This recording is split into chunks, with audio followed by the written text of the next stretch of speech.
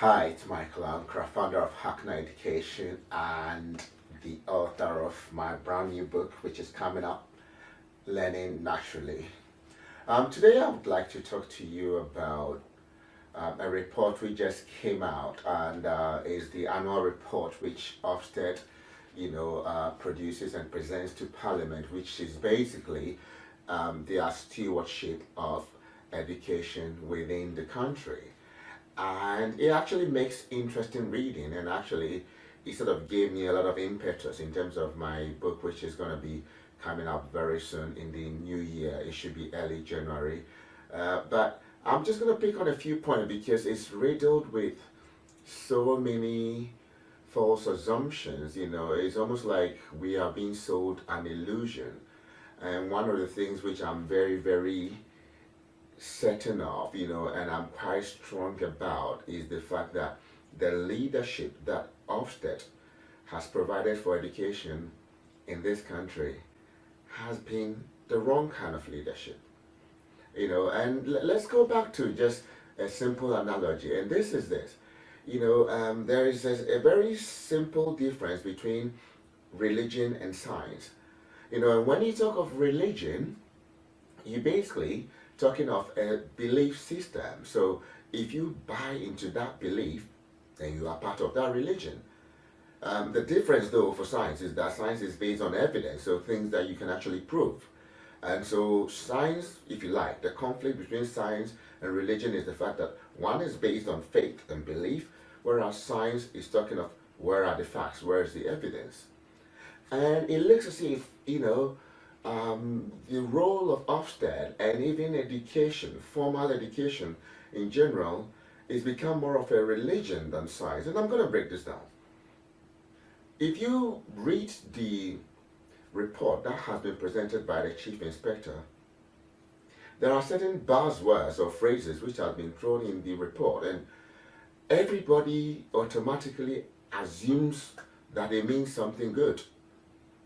And most of these things are quite hollow, or they are basically a mirage or an illusion, and I'm just going to pick on a few. There's a phrase, a good standard of education. What does that mean? Let me help you to think about this. Now, if you pay for a driving instructor to teach your child how to drive, or you pay a music teacher to teach your child how to play the piano or play the drums, the product, the substance of the education that you are buying is very clear, it's unambiguous, and at the end of the exercise, you will be able to determine whether the exercise has been successful or not. So if it's a good standard of education, your child is going to come out as an excellent driver, drummer, pianist, or whatever the enterprise that you paid for. Similarly, if we talk of education, and one of the things I have addressed in my book, chapter 1, is why education. And I've gone to the root of it, the philosophy of education, because I strongly believe that once you have the premise wrong, if you carry out a fine research based on the wrong question, your outcome, the product, everything is going to be wrong because the start is wrong. So why do we go to school? And if you read the report, you actually begin to see why we have problems. Because you see, the chief inspector, talks about a good standard of education, and all that they are basing those things on are Ofsted rating good or outstanding. Again, what does this mean? And all these things are a set of arbitrary boxes that people are taking, because you know what? Education, really, any good education is based on a solid curriculum. A solid curriculum which says that these are the expectations that the learner must be able to go through in terms of achieving mastery or knowledge. Let me give you an example. If you want to learn how to drive in this country, there is a curriculum for it. It's not called a curriculum, but there is one. It tells you, it gives you a clear indication of the area, the sort of the body of knowledge, Ofsted likes to use that you must know. Those things are tested in the theory. And then there is also a skill set that you must possess. Again, that is defined. So you know clearly as a customer of the system, you know the sort of skills that are required of you to be called a competent driver at a certain level. That is what a curriculum does. So in that specificity, there is no ambiguity about whether one is a good or not so good driver. When it comes to education though, this is like a confused, cauldron of jargons which mean nothing. Because Ofsted will come and rate one school as good or outstanding. And the criteria, whatever they are basing those judgments on, are just a bunch of boxes that they go to take. Oh yeah, we saw this tick, we saw this tick, we saw this tick. And if you want to see what I'm talking about, I'll put the links to the report in the details of this video. But read through the report and see whether the report actually talks in depth, in detail about the curriculum. Because the essence of any educational system is based around the curriculum. And again, in the same report, the chief inspector will talk about aiming to improve the standard of education. What standard? But I'm going to give you a clue, because you see, education, and one of the things I've spelled out in my book is this: education has always got a purpose. And I'm going to be coming back to this thing, because before the introduction of formal education, we as human beings educated ourselves. It was just not called school.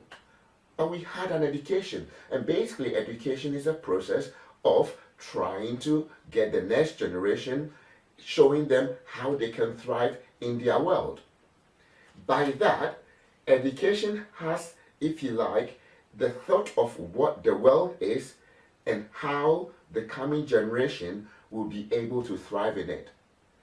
So to be successful or not successful is whether or not the people who are coming out of the system are actually thriving. If they are thriving, then the system is successful. If they are not, it is not. It is not about getting 90% of people achieving some meaningless grade, which means, does not translate into their lives. If we want to see whether education is being successful, look around or just Google the words graduate unemployment. And I just not too long ago, like 10 years ago or something, I know you could become a teaching assistant. I always say this. Without any qualification, nobody asks you. You just need to be a parent. So long as you come to the school and people know, the school knows that you're actually a parent, you're a decent person, you know how to work with children, you can be employed as a teaching assistant. Now, graduates are going for that job. It just tells you that whatever we are being sold as a good standard of education is actually not. And again, use the driving school experience, use the music teacher experience, use all those things to challenge anybody who says that we are raising standards because some matrix is showing that we have 94% of something or 95% of something. It means absolutely nothing. And then there was a funny statement, that the chief inspector made in the report. And again, this has been presented to Parliament, and I sort of read it and I smiled to myself. She made a statement: schools, exams should exist for the curriculum. Now, this is fundamentally wrong. But it goes to, if you like, illustrate the confusion or the lack of understanding of what a curriculum is, and also the wrong reasons or purposes for which assessments have been put to. Because exams are not there for the curriculum. The two are two completely different things, and let me explain. Exams, which comes under assessments, there are two types. You have the formative and the summative. Okay? Formative assessments just happen every time, moment by moment, day by day, hour by hour, periodic, as and often the teacher needs to know, whenever they need to know, okay, how is the learning progressing, they do that, and it doesn't have to be any structured thing. It will come from a question, from an observation, from something that the learner does, and the teacher will be able to take the feedback and then adjust, modify, or redesign the learning that is taking place. That's formative assessment. And then also there is a summative assessment. Now, really, the need for summative assessment is for two things. There are two main purposes. One is for transition. So, if say you are moving from secondary school to university, the summative assessment becomes a tool that is used to form a basis for selecting one person and not the other. So declaring winners and losers. So that's one. And then the second aspect, so if it's not an academic transition, then it's also for a selection for maybe employment or other positions. That is the role of summative assessment. So tests, certificates, and test results do not, in reality, have any significant implication. And that's why, some qualifications are diminishing in value, because eventually in the future, if this trend continues, one of the things I'm saying in my book is that certificates or degrees will become like a devalued currency. So like when a currency devalues, the nominal figure will go high, so you have like £10,000 as a note. But in terms of the value of that money, it's insignificant because demand and supply has overtaken, the currency. And that's what degrees are becoming. Because in the past, decades ago, there were not many graduates. So if you were a graduate, you had a very selected few group of people. And so you are in demand. That is not the case now. The amount of graduates produced by China on annual basis will surpass the whole population of the United Kingdom. Think about that. So if we are just thinking of certificates or degrees as the product or the substance of our education, then we are heading in the wrong direction. And like I said from the beginning, if the premise is wrong, it doesn't matter how much effort, how many inspections, all the inspections are looking for the wrong things. And that's the basics, and like I said, I will recommend my book to the chief inspector to read, because it's going to give a very different view of understanding and looking at education. But the fact is this: the curriculum is not a generic document. There is a national curriculum which sets the national vision, and within that, and it's stated in the English national curriculum, every school must have a carefully designed curriculum, and there is a purpose for that.